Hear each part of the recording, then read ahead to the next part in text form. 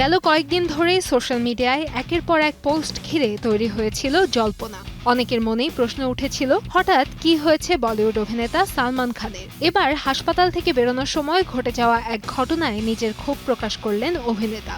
ইতোমধ্যেই সেই video viral হয়েছে সোশ্যাল মিডিয়ায়। ভাইরাল হওয়া ভিডিওতে দেখা যায় একটি হাসপাতাল থেকে বেরিয়ে আসছেন সালমান খান। সেই সময় তাকে ঘিরে ধরেন পাপারাজ্জিরা। একের পর এক ক্যামেরার ফ্ল্যাশ এবং সিনেমা সংক্রান্ত নানা প্রশ্নে বিরক্ত হয়ে পড়েন অভিনেতা। কেন হাসপাতাল থেকে এভাবে তাকে অনুসরণ করা হচ্ছে তা নিয়ে ক্ষোভ প্রকাশ করতে দেখা যায় তাকে।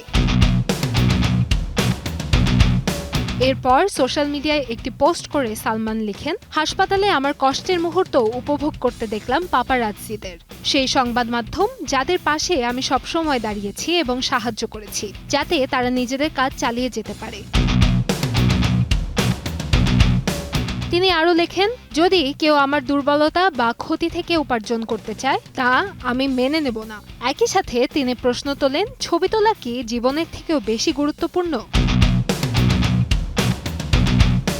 এখানেই থামেননি অভিনেতা। নিজের পোস্টে তিনি আরো বলেন, আমি এখনো লড়াই করতে জানি, প্রয়োজন হলে শত মানুষকেও জবাব দিতে পারি। আপনার পরিবারের কেউ হাসপাতালে ভর্তি থাকলে কি তখনও এমন আচরণ করতেন? আমার বয়স এখন 60, কিন্তু অন্যায়ের বিরুদ্ধে প্রতিবাদ করতে ভুলিনি। আমাকে জেলে পাঠাতে চাইলে পাঠাতে পারেন। কান্তাময়ী স্নেহা, সময় সংবাদ, ঢাকা।